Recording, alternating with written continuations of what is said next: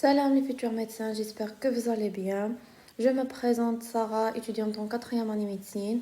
Aujourd'hui, on va faire le cours des tumeurs cérébrales. C'est quoi les objectifs de ce cours? On va diagnostiquer une tumeur intracrânienne, identifier les situations d'urgence et planifier leur prise en charge. Citer les principales tumeurs intracrâniennes de l'adulte et de l'enfant. On a des tumeurs qui touchent seulement l'adulte et on a des tumeurs qui touchent seulement l'enfant.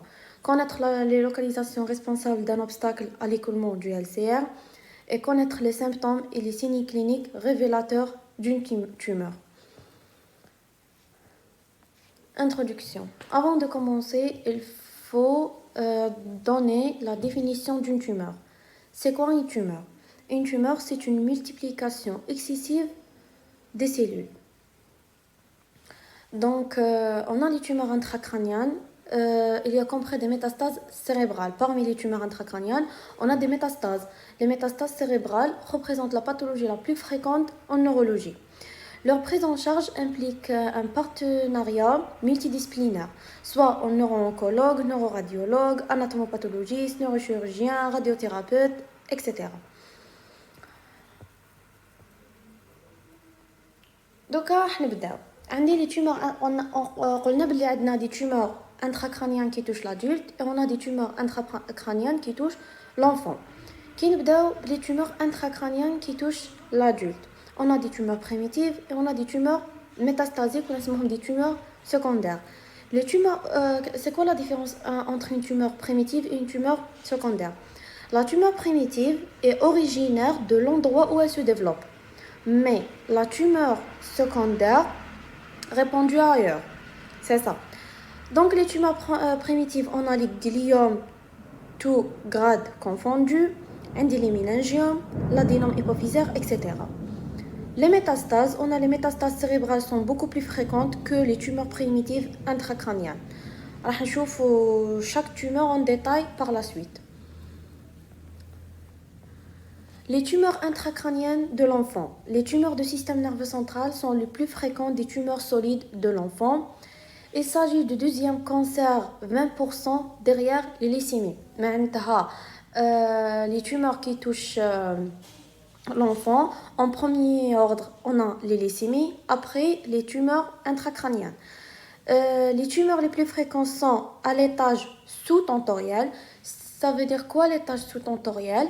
Tentoriel par rapport à l'attente du cervelet. On sait que l'attente du cervelet sépare le cerveau du cervelet étranocérébral. Donc sous-tentoriel, donc au-dessous de l'attente du cervelet. On trouve les gliomes, diffus du tronc cérébral, les astrocytomes, pilocytaires et les méduloblastomes cérébelleux. À l'étage sous-tentoriel, donc au-dessus de l'attente du cervelet, on a les gliomes et les crânio-pharyngiomes. Classification topographique. Ça veut dire quoi la classification topographique? On classe les tumeurs soit par rapport à l'histologie, on dit soit ce sont des tumeurs primitives ou des tumeurs secondaires. Ou là, nous classons les tumeurs par rapport à la topographie, donc par rapport à la localisation de la tumeur. On dit sont des tumeurs intra-axiales ou des tumeurs extra-axiales. Ça veut dire quoi des tumeurs intra-axiales développées aux dépens du tissu cérébral?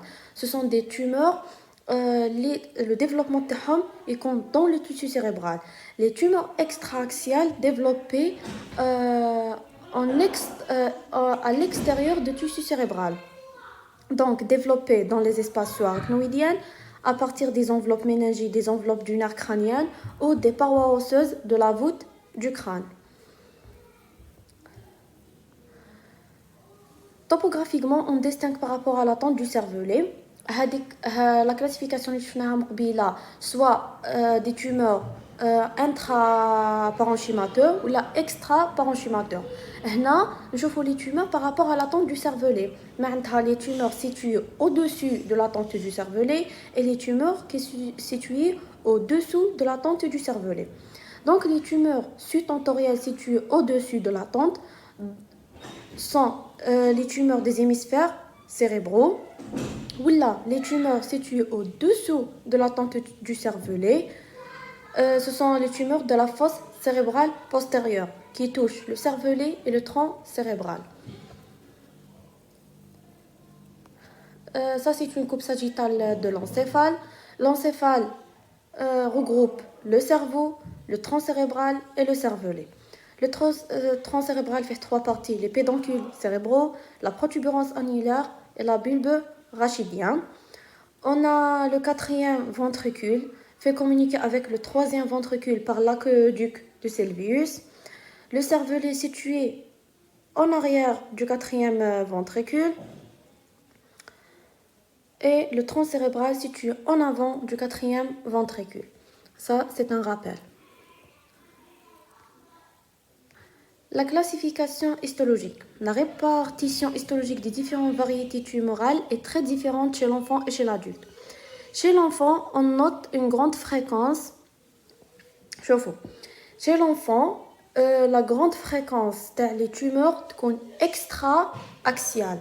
معناتها تكون à l'extérieur de tissus parenchymateux. À l'inverse, chez l'adulte, les tumeurs sont en intra-axial. La majorité des tumeurs sont dans le tissu cérébral.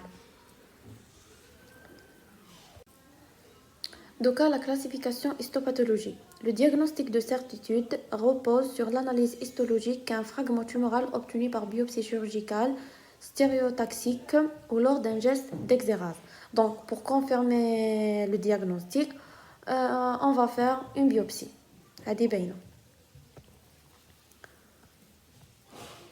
Donc, la chose la plus importante, il y a la classification des tumeurs. La nomenclature des tumeurs dépend de tissu où se développe. معناتها على حسب لا سيلول ولا التيسيو اللي حيديفلوبي منه هذاك التومور نسمو التومور تاعنا. Par exemple, عندي des gliome. C'est quoi les gliomes? حنا le système nerveux central تاعنا composé de 2 types cellulaires, les neurones et les cellules gliales. Les cellules gliales هادو, les gliomes, ce sont les tumeurs qui touchent les cellules gliales. Donc واش عندي هادوك les cellules gliales, parmi les cellules gliales عندي les astrocytes. Donc على بها نسموه un astrocytome. Donc le tumeur تاعي اللي هو l'astrocytome évolue en 4 grades, le grade 1, le grade 2, le grade 3 et le grade 4. Il faut savoir que le grade 1 et le grade 2 d'astrocytome, ce sont des tumeurs bénignes, alors que le grade 3 et le grade 4 des astrocytomes, nous le sommes astrocytome anaplacide en grade 3, ou sommes glioblastome en grade 4, ce sont des tumeurs malignes. هادو الأولين. عندي les tumeurs oligodendrogliales qui touchent les cellules oligodendrocytes. كيف deuxième type de cellules gliales. حنا les cellules gliales عندي les astrocytes, عندي les oligodendrocytes, عندي les épendymères وعندي les microglies.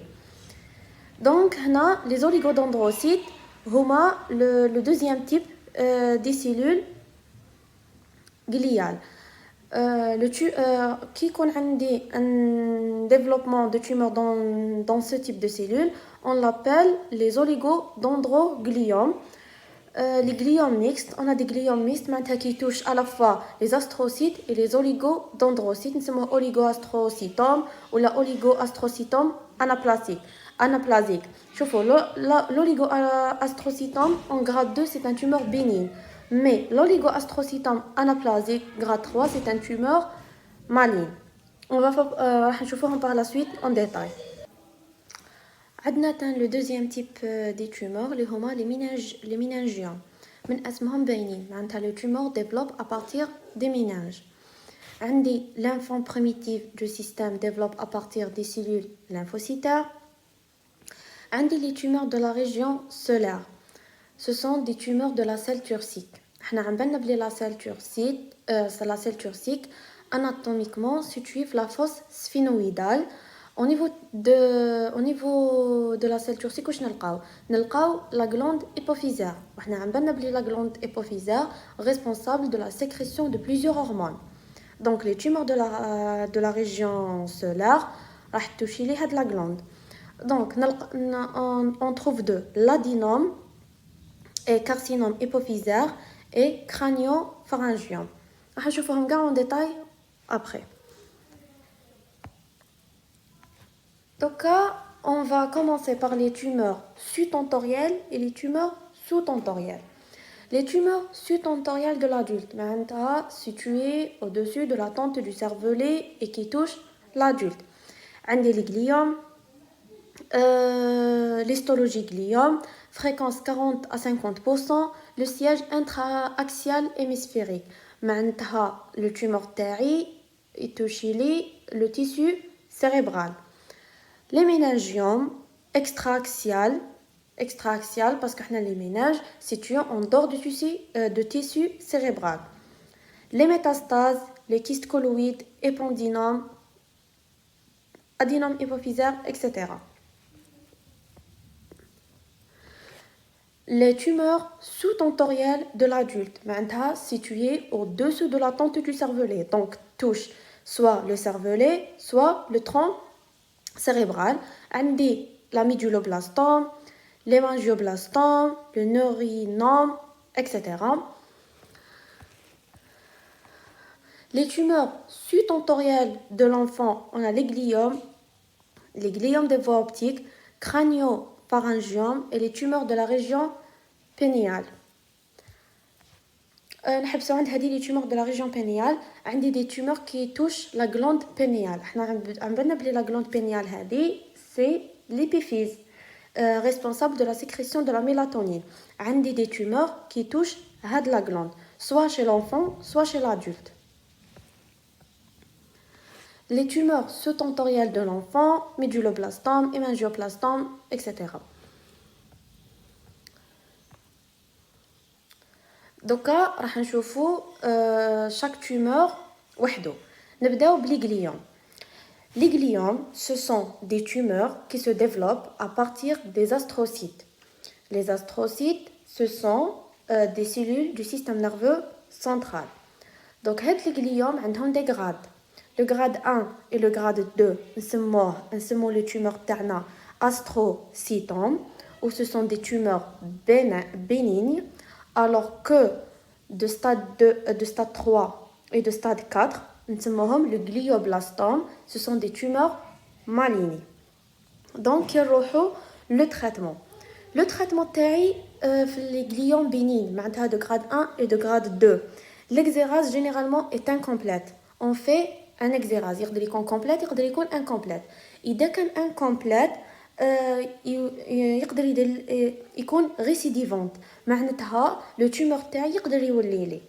Alors que les gliomes bénignes ولا نسموهم glioblastome, l'exérase complète est impossible. Donc نديرو exérase incomplète. هذا واش لازم تشدو في les gliomes. هذا واش كنت نشرح هذا وين. دوكا نروحوا للدوزيام تيب تاع لي تيومور تاعنا اللي هما méningiome. Les méningiome c'est une tumeur extrêmement bénigne. معناتها ماشي مالين. تكون extra parenchymateuse علاش باسكو touche les méninges. Les méninges راهم جايين en extra parenchymateuse.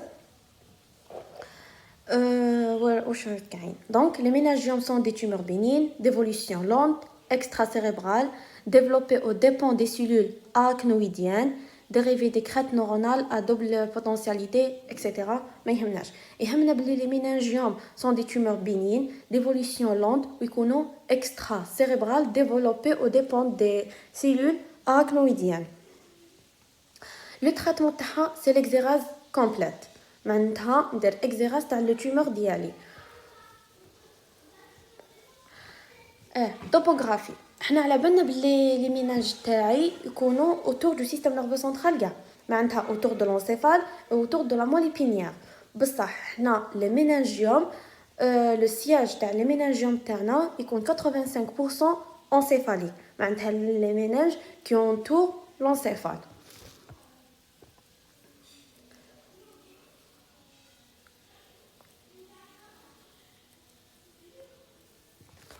دوكا نشوفوا les tumeurs hypophysaires ولا نقولوا les tumeurs اللي يكونوا في لا سيل تورسيك باسكو حنا قلنا لا سيل تورسيك هي اللي فيها لا glande hypophyse. Donc les tumeurs hypophysaires ce sont des adénomes hypophysaires dans les tumeurs bénignes. Qui on dit déjà adénome معناتها bénigne. Les adénomes hypophysaires sont des tumeurs bénignes développées aux dépens des cellules anti-hypophysaires.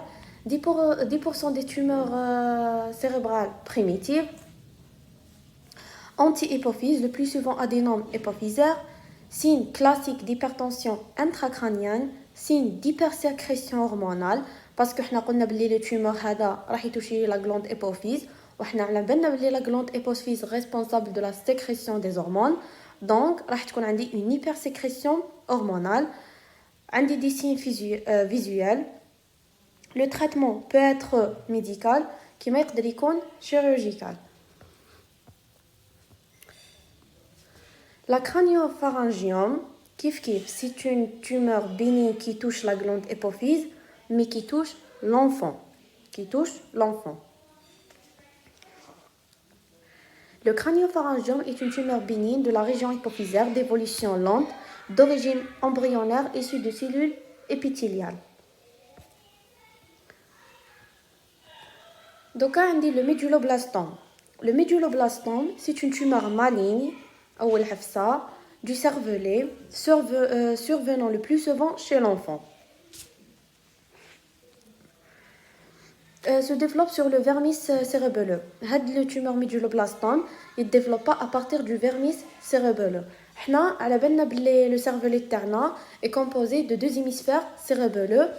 Les deux hémisphères sont séparés par le vermis. Le méduloblastome, le tumeur terre du méduloblastome se développe à partir de vernis. Le traitement terre, on fait une exérase, ça généralement incomplète. Les métastases. En pratique, le diagnostic de métastase cérébrale peut être retenu sur les caractéristiques de l'IRM cérébral. Ne nécessite pas obligatoirement de confirmation histologique. معناتها باش نعرفوا بلي عندي دي métastases l'IRM ما نسحقوش un examen histologique. L'IRM يكفي. Les cancers du poumon et du sein sont à l'origine de plus de la moitié des métastases cérébrales, loin devant des cancers du sein, de l'appareil digestif et des mélanomes. حنا قلنا بلي le cancer primitif بلي l'originaire تاعو le développement تاعو وحده بصح كي نقولوا métastase ولا tumeur secondaire معناتها ما يديفلوباش بلوريجين تاعو. دونك حنا كي نقولوا métastase cérébrale l'origine تاعو يقدر يكون le cancer du poumon يقدر يكون cancer du sein etc. هذا واش حاب يقول. Cliniquement, le tableau clinique comporte 3. L'hypertension intracrânienne, déficit neurologique et épilepsie soit partielle, soit généralisée, parfois coma ou mort subite par engagement. Donc, on va voir la présentation clinique. معناتها هاد لي tumeurs intracrâniennes تاعي ولا لي tumeurs cérébrales اللي مصباح نشوفوا فيهم واش لهم لي مانيفيستاسيون كلينيك تاعهم اللي نقدروا نشوفوهم. الحاجه الاولى syndrome d'hypertension intracrânienne. Le tumeur cérébrale peut se lier à un syndrome d'hypertension intracrânienne. دوكا وشنو هم les symptômes تاع un syndrome d'hypertension intracrânienne. تشدوهم céphalie, vomissement, troubles visuels. هادو en abréviation عندي céphalie, vomissement, troubles visuels. دوكا نلقاو واش كاين lié à la croissance du processus expansif intracrânien au consécutif à un blocage des voies d'écoulement du LCR, céphalement typiquement matinal, des vomissements, d'un odème papillaire au fond d'œil, une diplopie par atteinte du nerf abducens peut parfois survenir sans valeur localisatrice. Chez le nourrisson, le syndrome d'hypertension intracrânienne comporte plusieurs signes spécifiques. وشنو هم les signes spécifiques du syndrome d'hypertension intracrânienne chez le nourrisson كنا شفناهم في le cours تاع HIC. عندنا une macrocranie toujours présente dans les hydrocéphalies chroniques souvent révélatrice. وعلاش نشوفوا une macrocranie parce que حنا على بالنا بلي la boîte du crâne chez l'adulte est inextensible mais chez l'enfant elle est extensible. Donc راح تكون عندنا une macrocranie La tension marquée de la fontanelle antérieure, déjonction des sutures, perceptible à l'examen, et le regard en coucher de soleil. La deuxième manifestation clinique, c'est la crise d'épilepsie. L'épilepsie est plus fréquente pour les tumeurs corticales et d'évolution lente. عندي les déficits focaux liés à la compression ou à l'infiltration du parenchyme cérébral par le tumeur. Le déficit est aggravé en cas d'œdème vasogénique tumoral associé. Son mode d'apparition est généralement rapide, progressif, s'étendant en tache d'huile. Son type dépend de la topographie tumorale. Des troubles cognitifs, syndrome confusionnel ou dimensionnel en cas de lésions multiples, syndrome frontal, إذا كان le tumeur frontal, trouble de la mémoire, tumeur du corps calleux, des troubles d'équilibre et atteinte des nerfs crâniens, ataxie cérébelleuse, si on a un tumeur du cervelet, une ataxie cérébelleuse, un trouble des mouvements, des troubles de la coordination des mouvements, atteinte multiple des nerfs crâniens, tumeur du tronc cérébral. Les examens complémentaires. Les examens complémentaires pour confirmer une tumeur cérébrale, tout simplement, on a deux. Le scanner et l'IRM.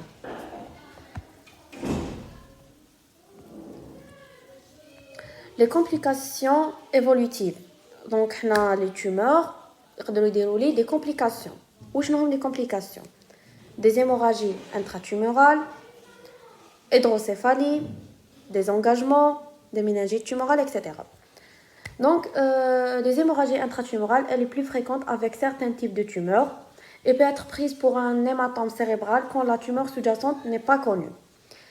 Les hydrocéphalies, ou que تكون عندنا des hydrocéphalies, qui les tumeurs تاعنا يدير لي obstruction des voies d'écoulement du LCR. Ou là, une dissémination tumorale leptoméningique entravant la résorption du LCR. Les engagements. L'engagement cérébral correspond au passage d'une partie du parenchyme cérébral à travers une structure rigide de l'encéphale. Il y a un engagement temporal ou un engagement des amygdales cérébelleuses dans le trou occipital et des méningites tumorales.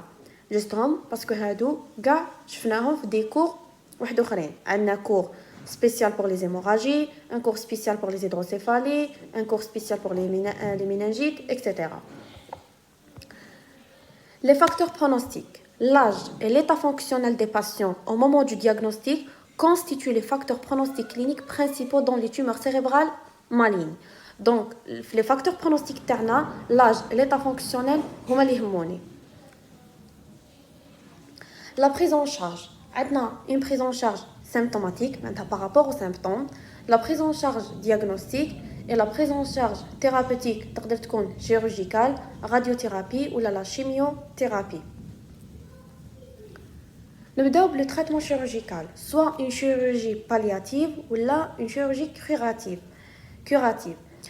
La chirurgie palliative dans le cadre de l'urgence et vise à lutter contre l'hypertension intracrânienne par ponction d'un kyste tumoral ou la réalisation d'une dérivation ventriculo-péritoniale. واش معناتها هاد la chirurgie palliative نستعملوها en cadre d'urgence. كي تكون عندي une hypertension intracrânienne واش راح ندير soit ندير une ponction d'un kyste tumoral soit ندير la réalisation d'une dérivation ventriculo-péritoniale. كنا شفنا في le cours تاع les hydrocéphalies. C'est quoi une dérivation ventriculo-péritoniale? راح نديرو شغل comme une route من les ventricules le péritoine باش يجوز فيه le liquide céphalorachidien pour augmenter la résorption تاعو, donc diminuer les hydrocéphalies. هذه هي. La chirurgie curative, son objectif est de réaliser une exérase tumorale complète à chaque fois que la tumeur est accessible chirurgicalement. حنا عندنا des tumeurs نقدر نديرهم des exérases, كاين des tumeurs يكونوا inaccessibles. La chirurgie curative نديروها كي يكون le tumeur تاعي accessible à l'exérase, soit complète soit non complète, ou sans entraîner des troubles neurologiques irrécupérables ou bien le décès. عندي لا radiothérapie هي نستعملو des rayons pour détruire des rayons X pour détruire les cellules cancéreuses en fonction du type histologique moléculaire de la tumeur, la taille et la localisation par rapport aux structures nobles. La chimiothérapie, le rôle de la chimiothérapie dans les tumeurs cérébrales est limité par la barrière hémato-encéphalique. Les produits chimiques pour détruire les cellules cancéreuses, la barrière hémato-encéphalique, donc ça va poser un problème. Les corticothérapies, traitement par les corticoïdes. Des traitements anti-épileptiques si le patient présente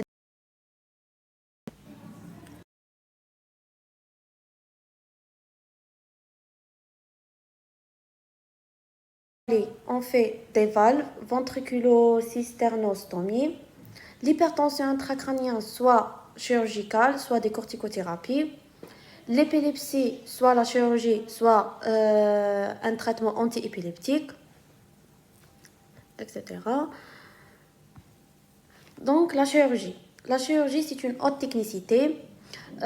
Le plus souvent, une anesthésie générale, un des quatre temps cutané et musculaire, osseux, volet osseux, intradural et intraparenchymateux. Qui ne l'a pas intraparenchymateux, l'exérase proprement dite, après la fermeture, etc.